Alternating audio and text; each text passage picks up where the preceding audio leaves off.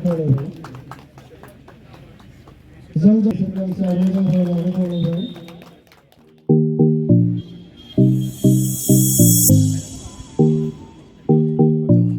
आन्डार 13 football tournament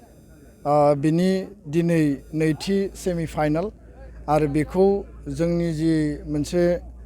थांखि बायदियै धेमाजि जिल्लानि सिमेन्ट सापरि बे सानजारि नोगोरनि एसबि बड' हाइ स्कुलनि बे गेवलां फोथाराव लानाय जादों आरो दसे समनि उनाव कार्बि आंलं भार्सेस उदालगुरि बे मोननै जिल्लानि गेजेराव सेमिफाइनाला जागोन। देग्लाय बोसोर नैथि खेबनि थाखाय जोङो मिरु आफादा आन्डार 13 फुटबल टुर्नामेन्टखौ खुंदों। थांखिया जाबाय जे आसाम नाङै बर' ओनसोल आरो बर' जायगाफोराव जोंनि फंबाय बिनानावमोन जायफोरो 13 बोसोरनि गाहायाव बे स्टुडेन्ट समनिफ्रायनो जोंनि फरायसा फरायसुलि बिथांमोनखौ फुटबलनि फारसे काबादिनि फारसे बायदिसिना एथलेटिकनि फारसे जों मोनसे जावरिखांनाय लाबोनांगौ आरो बे थांखिखौनो लानानै बिथांमोननि फरायनायजों लोगोसे गुन गोनां सोलोंथाइजों लोगोसे स्पर्ट्सनि बिथिङाव केरियार दानाय जि केरियारनि गेजेरजों नेशनेल इन्टारनेशनेल लेभेलाव बा स्टेट लेभेलाव गावखौ जिउखौ माने मोजाङै दाफुंनानै लानो हायो आरो जेरैबायदि स्पर्ट्सआव जोङो नुदों नेशनेल इन्टारनेशनेल लेभेलाव दिनै बर'आ मैखोम जायगा आवग्रिनो हादों। अपुर्ना नार्जारिनि बाथ्रा आरो साफ गेमाव बावैसो सानै जोंनि फंबाय बिथांमोना पारफरमेन्स मोजाङै गेलेनानै फैदों आरो बे बिथिंखौ नायोब्ला दिनै हादोरारि खेला बा इन्टारनेशनेल खेलायाव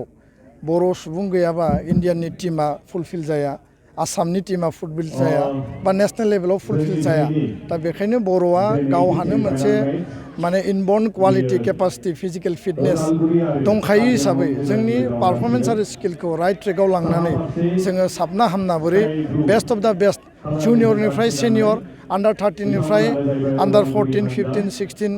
19 जि लेभेलनि केटेगरि गैया मानो जोङो साबसिननिफ्राय साबसिन फुटबल प्लेयार दिहुननांगौ। जेराव मोनसे समाव बुंनाय जादों जे बर'आ नर्थ इस्टनि माने ब्राजिलियानफोर बायदि आरो बेखायनो दुलाराय बर' फरायसा आफादा देग्लायनि जि आन्डार 13 बेखौ बाक्सा जिल्ला, साउथ कामरुप, गलाघाट आरो सनितपुराव खुंदों। मोननै सेमिफाइनाल तामुलपुर जिल्लायाव मोनसे, धेमाजि जिल्लायाव मोनसे आरो फाइनाल गेमा 19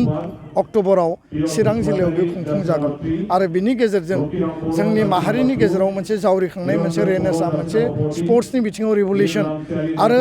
नेगेटिभ जिखिनि ससियेल माने जि एन्टि ससियेल एक्टिभिटि बायदिसिना जिखिनि लाइमोनफोरनि गेजेराव मबाइलाव जोङो बांसिन टाइम पास खालामनाय, बाइक स्कुटिजों जोङो जाब्रथायाव गोलैनांनाय,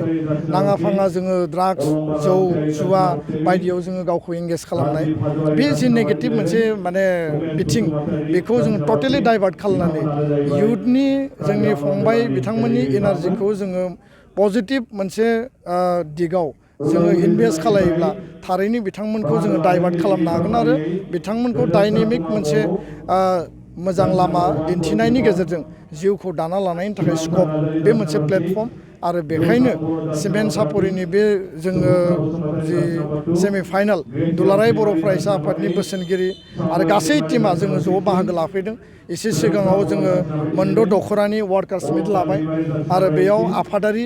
माहारियाबाद जातीयताबाद माहारिनि थामोनथा रैखाथि आरो एकर्ड इमप्लिमेन्टेसनजों लोगोसे समाजारि बिथिंखौ लानानै समाज जौगाहोनाय आरो हा हुनि रैखाथि धेमाजि लखिमपुराव दैबानानि थासारि हा खुरखानाय बेयाव बायदिसिना जिखिनि थासारि दङ स्कुल जोंनि इडुकेसनखौ मोजाङै खालामनांगौ सिंगोल टिचार जिर' टिचार जिखिनि थासारिफोर दङ बेफोरखौ जोङो मोजाङै साबना हामना बोरै खालामनो हायो टिचार एपइन्टमेन्ट बोनो हायो आरो लोगोसेनो स्कुल प्रभिन्सियेलाइजेसन जिखिनि मेटार बे गासै बिथिंखौ लानानै जों सावरायबाय।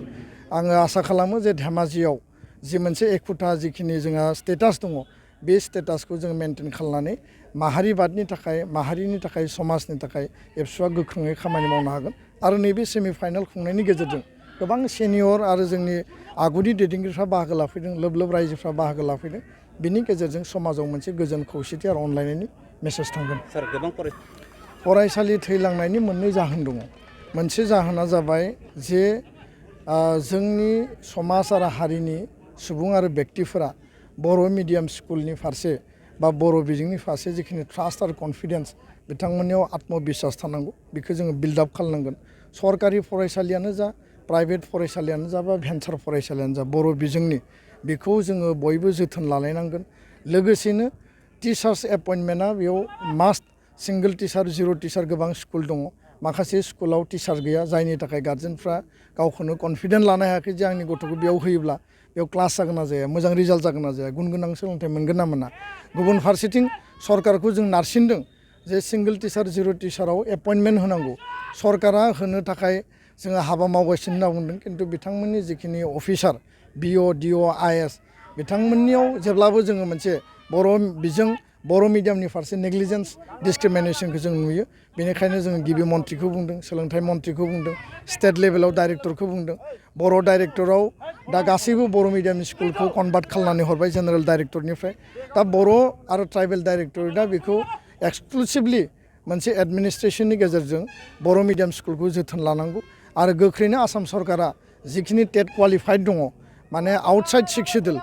बे टेट क्वालिफाइड बिथांमोनखौ एपइन्टमेन्ट होनायनि थाखाय बिथांमोना जोंनो खोथा होदों आरो एपइन्टमेन्टआ जायोब्ला जोंनियाव सिंगल टिचार जिर' टिचारनि थासारिया जोबनाय नङा जेराव हाइ स्कुल भेन्सार आरो प्रभिन्सियेलाइज गैया मडेल हाइ स्कुल गायसननाय जागोन आरो 100 नाम्बार्स अफ हाइ स्कुलखौ हायार सेकेन्डारि आपग्रेडेसन खालामनानै बर' मिडियामनि 11 आरो 12 बेयाव इन्ट्रडिउस खालामनाय जागोन दा बेखायनो एसे सम नांगोन खिन्थु जोङो बयबो धैर्य हमनांगोन